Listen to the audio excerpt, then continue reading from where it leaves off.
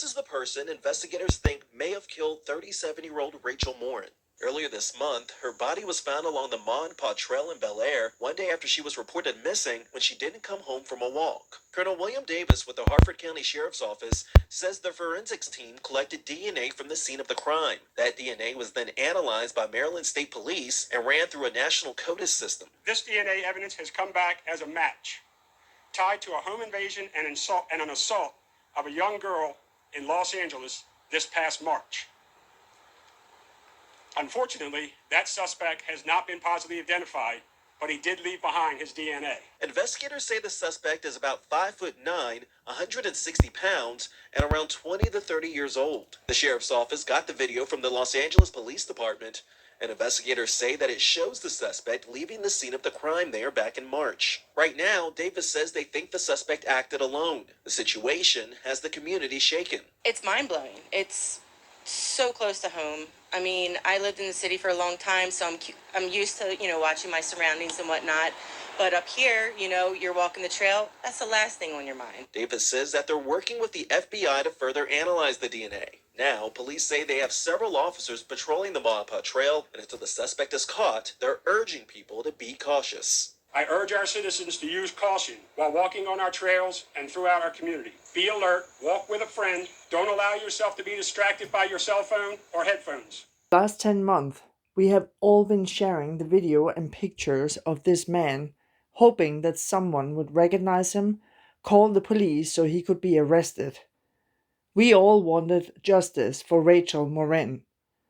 I am so relieved when I today can tell you that that day has come. Victor Antonio Martinez-Hernandez is from El Salvador. He was apprehended while enjoying himself in a bar in Tulsa. He is now behind bars and hopefully he's gonna stay there for the rest of his life. Victor entered the US illegally in March 2023 and has been traveling around the US, living on the small amount of money he would earn from short-term jobs here and there. Victor also had connections to an international gang called the MS-13.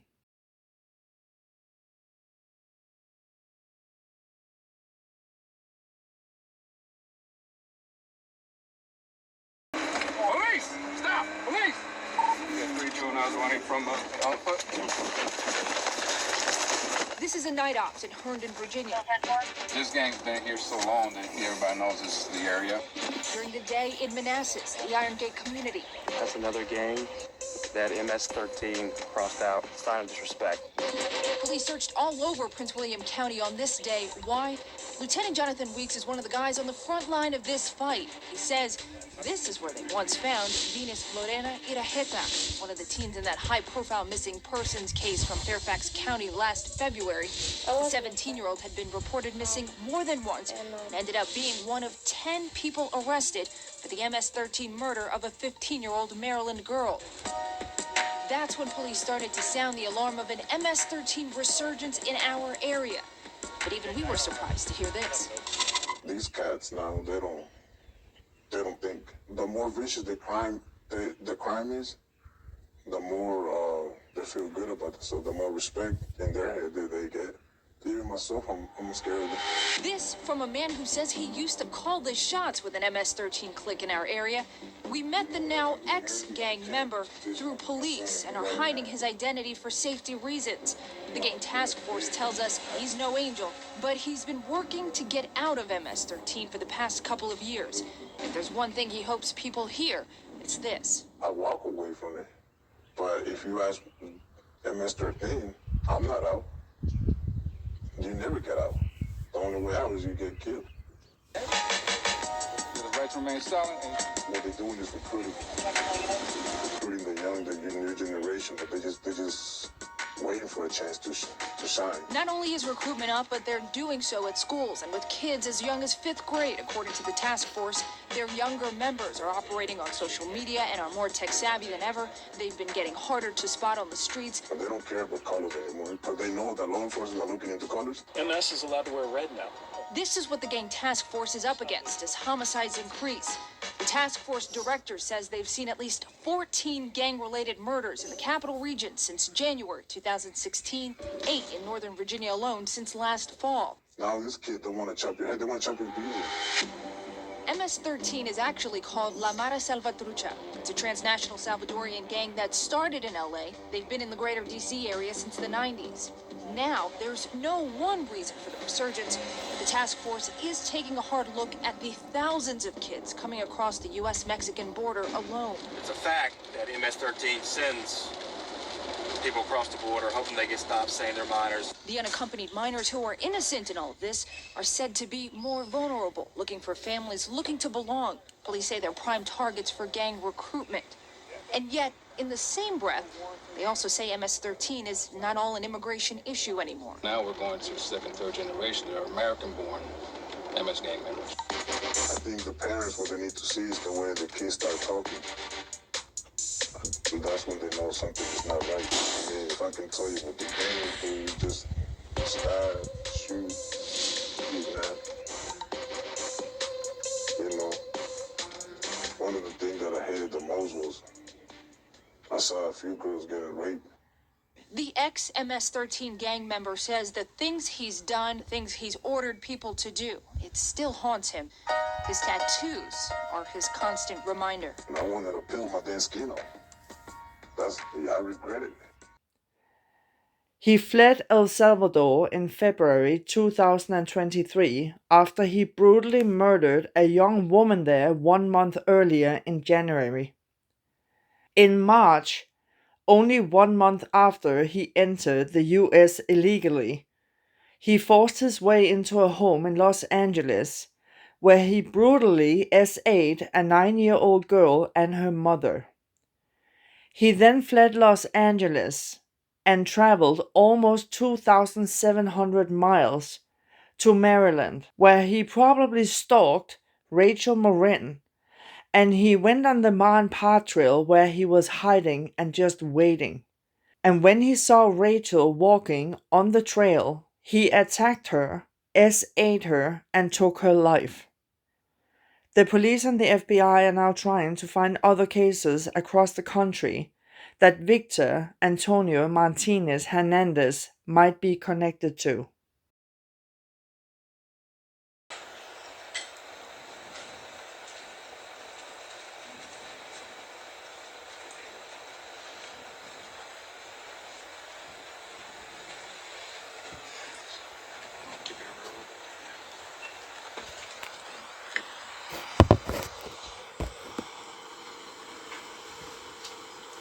Christy's gonna start.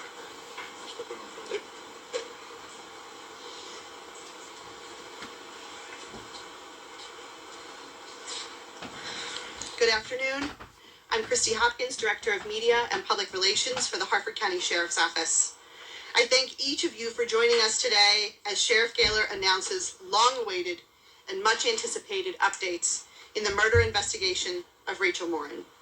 Standing and offering remarks with the sheriff are Bill DeBagno, Special Agent in Charge, FBI, Baltimore Field Office. Evan Campanella, Assistant Special Agent in Charge, HSI, Baltimore Field Office. Allison Healy, Harford County State's Attorney. Also in attendance are Colonel William Davis, Chief Deputy, Harford County Sheriff's Office. Sergeant Christopher Maddox, Criminal Investigations Division, Harford County Sheriff's Office. David Hughes, Deputy Chief, Bel Air Police Department. John Cook, Chief of Staff, Washington, Baltimore, HIDA. Patrick Vincenti, President of the Harford County Council, and members of Rachel's family. After Ms. Healy concludes her remarks, Patty Morin, Rachel's mom, will offer a few remarks as well. She will not be taking questions today. We know that you have many questions for all of us. Please keep in mind that we will try to answer as many as we can, but this investigation is still ongoing, and there are some details we cannot discuss at this time. Again, thank you for joining us, taking your time and dedication to telling Rachel's story. And with that, Sheriff Gaylor. Thanks, Christy. Good afternoon, everybody. As Christy said, I'm Harford County Sheriff Jeff Gaylor. As everyone's aware, on August 6, 2023, our peaceful Harford County community was rocked when the body of Rachel Morin was discovered in an area just about a mile from here, just off the Ma and Pa hiking trail here just outside the town of Bel Air. In addition to the impact to our local Harford County community, Rachel's murder gained national and even international attention. The young mother of 5, whose life was violently taken in a public location, is one of the safest places in the state. It's not supposed to happen, and it shouldn't have happened. In the days and months since Rachel was murdered, Rachel's family and friends, our Harford County community, and the men and women of the Harford County Sheriff's Office, along with all of our allied partners, have worked tirelessly to bring the individual responsible for her death to justice. Our deputies and our partners have worked this case with persistence and passion for Rachel and for her family every day over the past 10 months. Just over 3 weeks ago, on May 20th, on what should have been Rachel's 38th birthday, and in a poetic coincidence, or perhaps in Rachel's own divine assistance, our investigators uncovered a lead that led us to this day.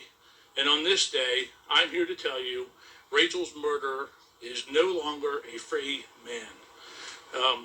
Hopefully, he will never have the opportunity to walk free again. The lead we received was related to DNA evidence and allowed investigators to finally put a name to the image of the suspect in the video from Los Angeles, which we released 2 weeks after Rachel's death. After we had the video, we knew what he looked like. We knew what he looked like, but we didn't know who he was. With the new DNA evidence, now we know who he is, but we still didn't know where he was. As I have stated many times, this killer could have been laying his head in any community in the country or even in the world, and indeed, that was completely accurate. Over the past 2 weeks, investigators continued their diligent investigation and tracked our suspect all the way from Prince George's County to Tulsa, Oklahoma. Our investigators also obtained an arrest warrant yesterday afternoon, and as the arrest warrant was being issued, we met with Rachel's family, many of whom are with us today, to update them on the case and asked of them an almost impossible request, and that was to keep the information about the identity and the arrest warrant to themselves and protected, to allow investigators the opportunity to try to apprehend this suspect before it was made public in the news, so that our suspect did not have the opportunity to learn that he was wanted and to once again flee. 5 hours after meeting with the family, and just before midnight our time, police in Tulsa, Oklahoma, assisted by our federal partners, located and arrested Rachel's murderer, Victor Antonio Martinez-Hernandez. So far, we have learned that the suspect, now pictured on the screens, is a 23-year-old citizen of El Salvador who illegally crossed the border into the United States in February of 2023. We all suspected that perhaps Rachel was not his first victim, and it's my understanding that this suspect, this monster, fled to the United States illegally after committing the brutal murder of a young woman in El Salvador a month early in January of 2023. Once in our country, and likely emboldened by his anonymity, he brutally attacked a 9-year-old girl and her mother during a home invasion in March of 2023 in Los Angeles. And as everyone I believe is aware, that was our first DNA match linking Rachel's case to the Los Angeles case. It has been a fear of mine that once we identified this suspect, the result would be exactly this. And I want to now direct these comments to 1600 Pennsylvania Avenue and to every member in both chambers of Congress. We are 1,800 miles away here in Harford County. We are 1,800 miles away from the southern border, and the American citizens are not safe because of failed immigration policies. This is the second time in just 2 years that an innocent Harford County woman has lost her life to a criminal in our country illegally.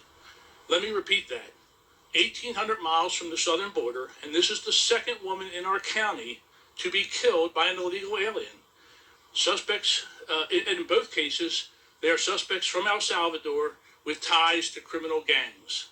Should not be happening.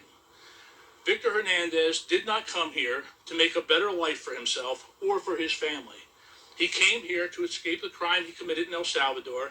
He came here and murdered Rachel, and God willing, no one else. But that should have never been allowed to happen.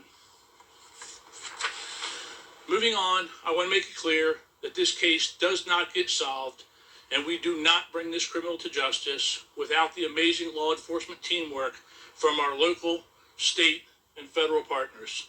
And I mean that in all sincerity. Rachel's homicide does not get solved. There is no arrest without all of us working together. And for that, I want to thank everyone here in the front of the room and all those who aren't here, but I'm going to cover a list in a minute. I want to thank all of them for their assistance to our agency over the past 10 months. We are profoundly grateful for your dedication and support. The Federal Bureau of Investigation, especially the Baltimore Field Office, rendered invaluable assistance throughout the course of the investigation. Similarly, the State Police, Maryland State Police Crime Laboratory contributed greatly with their expertise and resources. I must also say thank you to the Los Angeles Police Department, the Department of Homeland Security, Naval Criminal Investigative Services, the Maryland State Police Bel Air Barrack, the U.S. Marshal Service Fugitive Task Force, the Harford County State's Attorney's Office, the Maryland Department of Natural Resources Police, the Bel Air Police Department, the Maryland Coordination and Analysis Center, the Baltimore Washington HIDA, the Tulsa, Oklahoma Police Department, El Salvadorian authorities, and the many law enforcement agencies, both state and local, who provided invaluable assistance to the Harford County Sheriff's Office during this investigation. As I think is evident, this was truly a comprehensive law enforcement effort, and I am exceptionally proud of the work done by the collective team and countless others who made last night's arrest in Tulsa possible. I also want to thank the members of our Harford County community for their patience, support, and cooperation throughout this investigation, to include hundreds upon hundreds of tips that our investigators have received. Today, we were able to provide what some like to refer to as closure to Rachel's family and for our Harford County community. I want to thank the members of the Morin family, and you're going to hear from, as Christy said, from Patricia here in a minute, but no questions. They have been by the side of our detectives this entire time, doing anything that they could do to help the investigation and to help our detectives, to help bring this individual that took Rachel's life to justice. I recognize there is nothing that will ever close the door or bring true closure concerning the loss of Rachel, but it is my hope and the hope of all involved working this case that the arrest of this suspect brings her family and our Harford County community some peace. I would like to now ask FBI Baltimore Field Office Special Agent in Charge, William DeBano, did I get it right? DeBano, to offer a few remarks. Yes, sir. Thank you, Sheriff Gaylor. Good afternoon. My name is Bill Del Bagno. I'm the Special Agent in charge of the FBI Baltimore Field Office. Today, our focus remains on Rachel, bringing justice for her, finding answers for her family and loved ones, and making sure the violent criminal who so viciously took her life cannot harm anyone else. The FBI is proud to stand united with our partners in the Harford County Sheriff's Office as we announce this arrest. We know nothing can take away the pain and the anguish Rachel's family and friends have endured. Please know, on behalf of the FBI, our hearts are with you. To the public, keeping our community safe is one of the FBI's highest priorities, and so are the invaluable partnerships required to accomplish this. During the investigation, here's what I can share from the FBI. Our investigative genetic genealogy team in Baltimore worked countless hours to identify the suspect by using crime scene DNA and tracing that DNA to potential family members. Investigators even traveled to El Salvador as part of their efforts to identify this killer.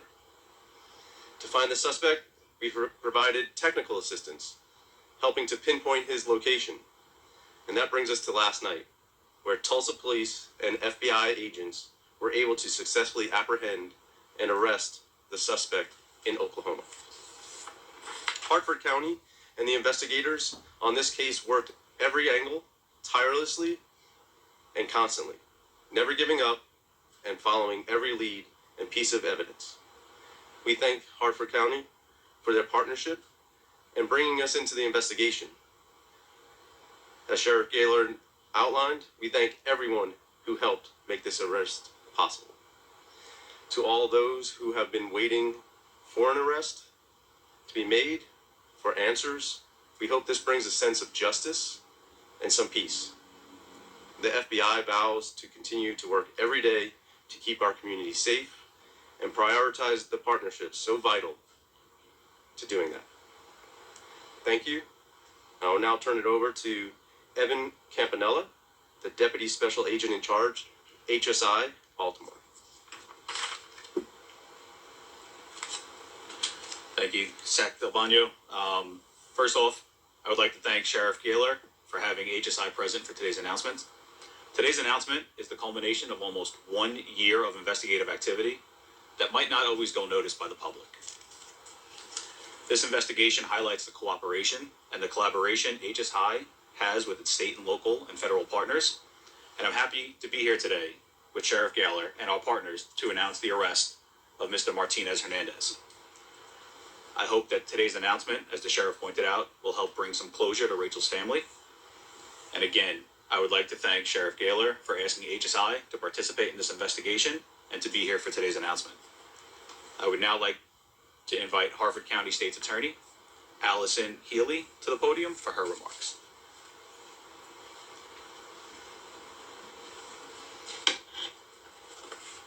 Good afternoon.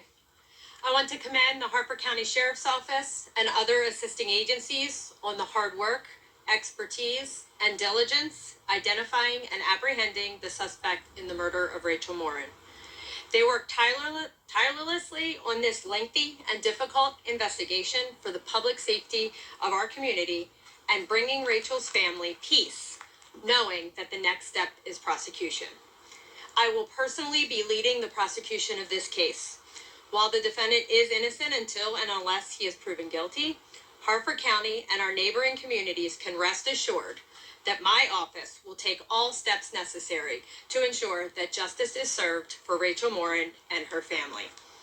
We have already begun coordinating with the Warrant Apprehension Unit of the Hartford County Sheriff's Office to handle the extradition of the defendant to Hartford County. And once the defendant has been transported back to Hartford County, prosecution will commence. Thank you. It is my pleasure to introduce to you all Patricia Morin.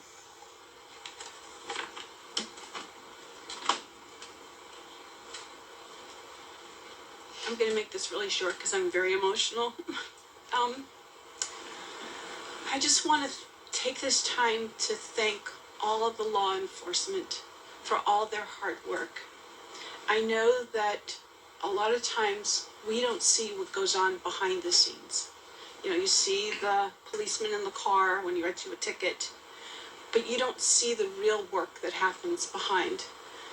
And around Christmas time, we did a canvassing with Hartford County, thank you. And they brought us into a room, and I could see all the people that were involved. And that's not even all the external agencies that were involved. And it just gave me such hope that they really did care about our family and my daughter, that they were going to work diligently to find the person that murdered her. At one point, when things seemed like really bleak and hopeless, the lead detective said to me, he said, "Patience will win in the end." And That's what they've been doing. They've been diligently working very hard, and they've been patiently working through all the leads. And it's because of that that we have an arrest today. So I'm very thankful and just very grateful to these men. And I'm also very grateful to the press, because you kept her story alive so that people would still continue to send in tips. And that helped them to do their job. So I want to thank the press as well. But I don't know if this is, oops, sorry about that. I don't know if this is kosher or not. I'm going to step away from the pulpit. But I think we should applaud them, just because I am so grateful that they have brought us to this place. Because at some of the points during this, I didn't think that we were ever going to have an end, that it was going to be a cold case. So I would like to applaud them.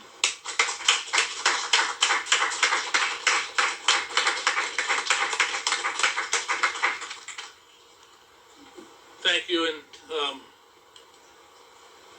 it's a case that touches us all. So with that, we are going to take some questions. As Christy said, this is still an active investigation. So there's some things that we're not free to speak about or won't be speaking about. So with that, does anybody have any questions that we can answer for any of the speakers? I have a question. I want to know if you've had, and I know we kind of went into it a little bit, but what actually happens with him right now? I feel like we read an ICE hold. I don't know if you're familiar with that term, or if you can kind of I'm very familiar with ICE detainers. Yeah, sorry, I'm not sure. Yes, we are what's the status? There has been an ICE detainer filed on him because he is in this country illegally out in Tulsa, Oklahoma. He would not be deported before answering for these charges. So I honestly believe that's the last place he wants to go. I think, a sad statement is our jails are better here than they are in El Salvador, and he's going to spend, God willing, the rest of his days behind bars. How was he able to get around from El Salvador to LA to here to PG County, apparently, Tulsa? Investigators are still working. I mean, he worked a few odd jobs that we are familiar with. Did not live a very, expensive lifestyle. But this is a free country. You can, once you're in it, you can move from one jurisdiction to the next, very freely. And he did that from El Salvador into the United States to Los Angeles, unfortunately here to Harford County, and again down in Prince George's County. We had him in the Virginia area, and then all the way out to Tulsa, Oklahoma. And in the year he's been in the country, a little year plus, who knows where else he's been. And it's a fear of mine, it's a fear of our investigators, and as Patty said, our investigators took this case to heart, as they do all the cases, but this case they took to heart, and they worked so hard and have an emotional tie to it that I got off on a tangent, that they, I lost my train of thought. Does he have connections to any of these areas? The investigators are working that. We certainly know he has connections down in the D.C. area, both Virginia and Prince George's County. But again, as he moved around the country, there were places that we believe he probably had associates, and he has ties to known gangs. So we believe that's how he lived his life. You mentioned a few, total crimes or victims. Are police aware that this man? That's where I was going before. We fear all the time, the investigators fear that we're going to stumble across another crime that just hasn't been tied back through DNA or some other science or electronic, tie, that the evidence just hasn't reached the point where we get a hit.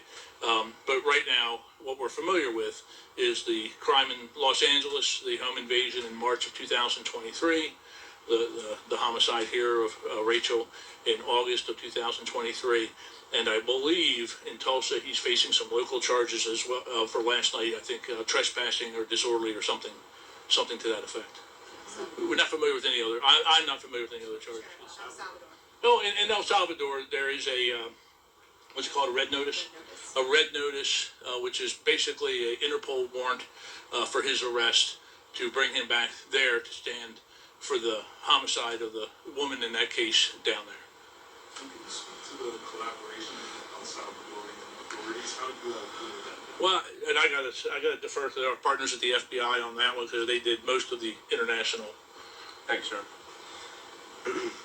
So the FBI has personnel that are positioned throughout the world. They're called legal attaches. And we have a legal attache that is in El Salvador. As we were conducting some of the investigative actions along with Hartford County, some of the investigative information took us to El Salvador and working with our partners there in order to understand some of the familial ties that are down there, and also bring together back a better understanding of the red notice that Sheriff Gaylor brought up as well. Do you know anything about the victim in El Salvador? Is that something new, or is it random? I don't have any information on that. Can you go into detail how he was arrested in Tulsa? Was it a traffic stop? Was it something that happened? As I understand it, it was about, I don't know how many hours they're behind, 2, 3, Tulsa. So it was midnight our time, and he was hanging out at a business park or a storefront, and the police encountered him, and apparently there's a charge of, we say trespassing, and he was identified during that arrest and processing. Any idea of a motive here, or do you feel this is just completely random? But that's been a question since the outset. You know, was Rachel's homicide random or targeted? And again, I don't know that we have that answer explicitly or completely. But at this point, there's nothing to indicate that anyone other than him was involved. We do have some belief that he spent some time here in the Bel Air area, so he may have seen her and her more or less routine operations. One of the things that we cautioned people, particularly women on the trail, about doing was developing a routine where it can be predicted where you might be. That would be my suspicion. If he decides to talk throughout the course of the days ahead to either investigators or prosecutors as it moves to that stage, we may learn more about, was it just an opportunity because he was on the trail when, unfortunately she decided to go out exercising that day, or was it something more specific? As to the motive, we've been tight-lipped, I guess, about it.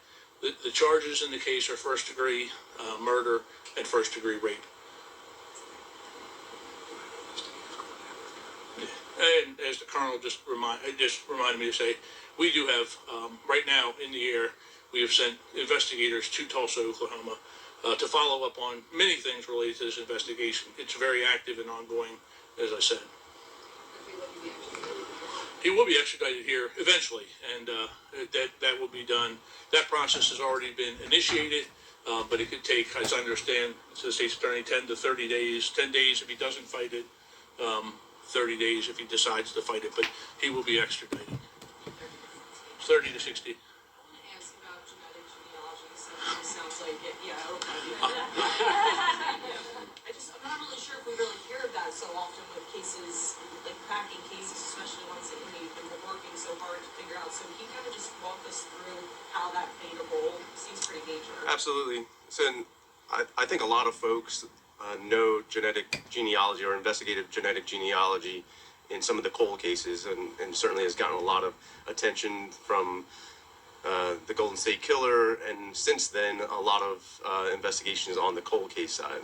I think folks should also know that we prioritize the violent crime cases that are current, and that this is an game-changing investigative tool to understand when there are dry holes and there's no other leads to go, that we can apply the investigative genealogy to identify potentially family members, and then in doing that, take it on to a step where Hartford County and our partners can conduct interviews to better understand who the potential subjects are, and narrow down that scope. We also use it on, unfortunately, the victim side when we can't identify a victim through any other means, and building out the cases that way. We've seen over time 130 cases thus far since 2018 that have had successfully used investigative genetic genealogy. So if he was a doctor, how was he identified traffic stop? There's no traffic. There's no traffic stop. What was he charged with? You said trespassing. Well, he was encountered by the police and agents for the FBI who were out there looking for him. So they had an idea of where he was. But I know that from that encounter, there's also a local charge of trespassing. Not in a vehicle. He was apparently at that business, I guess, unwantedly so. He was.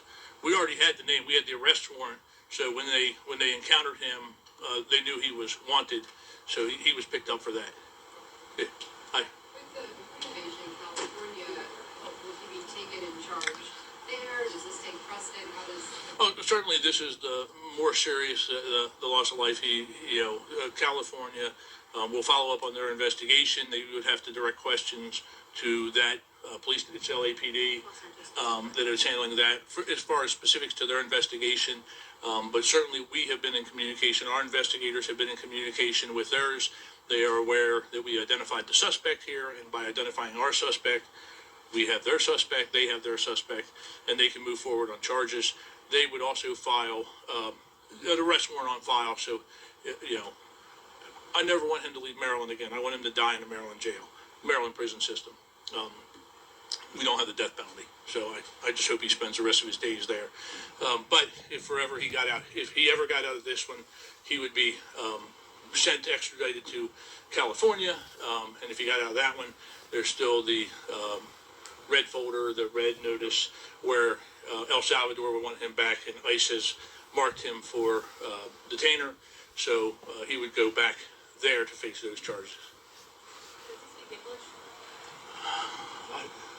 I do not know. No. I say the major in the back is shaking his head no, he does not. And again, we shared the picture. You all will have the picture. It's going to be, no doubt out there on social media. So we're still looking for information. He was in this area for at least some period of time. And when I say the area, he was in the Bel Air area for some period of time before or right after the homicide, or both. So if people still have information, and now that there's a name to put with the face, investigators still want to talk to you. We still want to know. We still want to build that timeline, because there is a case to prosecute, and we want to put all the pieces together so that Ms. Healy can do her job most successfully, and again, ensure this guy never sees the light of day. Did he ever have any contact with police before this in Bel Air? Not that we're familiar with. Thank you. Thank you all, and again, thank our partners. To have Rachel's family here means so much to not me. I mean, to me, of course, but to the investigators who work this case tirelessly. I appreciate that, and I appreciate all of our federal, state, and local partners. So, with that, thank you. I have one bit of housekeeping for everyone too. We made a decision earlier today that we are not going to share this suspect's photo on our social media. It was here. If you have, if you would like a copy of the flyer, you can send an email to media@hartfordsheriff.org, and I will send it to you if you would like to use it in your newscast, but we will not share his picture on any of our social media. Any other questions? All right. Well, thank you again.